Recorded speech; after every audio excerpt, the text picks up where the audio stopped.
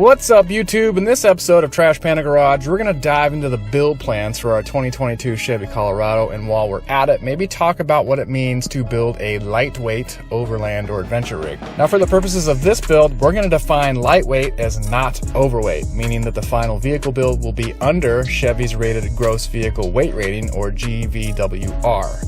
There are some awesome overland builds that you can easily find on Instagram and YouTube, but I can't help but wonder how many of those vehicles actually exceed the manufacturer's gross vehicle weight rating.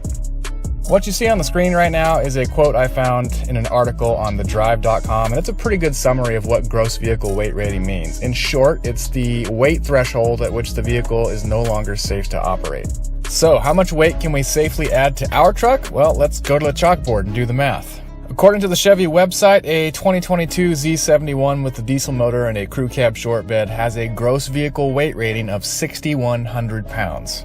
That same truck has a curb weight of 4,655 pounds, which includes all fluids and a full tank of gas. So if you subtract the curb weight from the gross vehicle weight rating, that leaves you with 1,445 pounds available for added weight, meaning passengers, cargo, or modifications and accessories. Now let's also say that after the truck is finished, I want the ability at any given moment to safely haul 3 adults. If the average weight of each adult is 175 pounds, that means we have to reserve 525 pounds just for passenger weight. So let's go back to the chalkboard and take that 1,445 pounds available for added weight and deduct the 525 pounds that we estimated for 3 adult passengers. Now, in addition to those 3 passengers, let's say I also want the ability at any point to carry up to 250 pounds of cargo and gear in the bed or the cab of the truck. So we also deduct 250 from that 1,445. That only leaves us 670 pounds available for added fixed weight, which I'm going to classify as modifications and accessories that stay permanently affixed to the truck.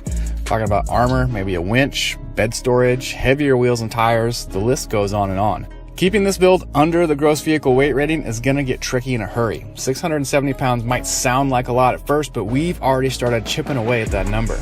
I'll give you a couple of examples. Grady and I recently added a rear seat locking storage box from ESP. This thing is awesome and beefy, but I bet it added between 20 and 30 pounds over the weight of the factory plastic storage box that we removed in the process.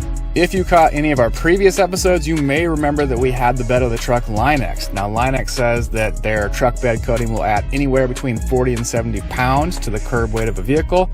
I'm going to ballpark ours at 50 pounds, given that it's a short bed. And let's also not forget one of the key reasons that I bought a Colorado with the diesel. 4Runner's been a gas guzzler. Tacoma's been a gas guzzler. Colorado with the diesel motor, I mean, it's killing everybody.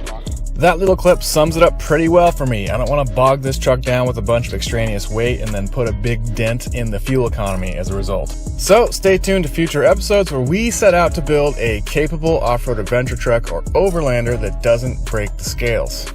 As a bit of a sneak preview, we're going to kickstart that process with a lightweight bed storage option and some aluminum skid plates. Thanks for watching Trash Panda Garage. As always, get out there, build something.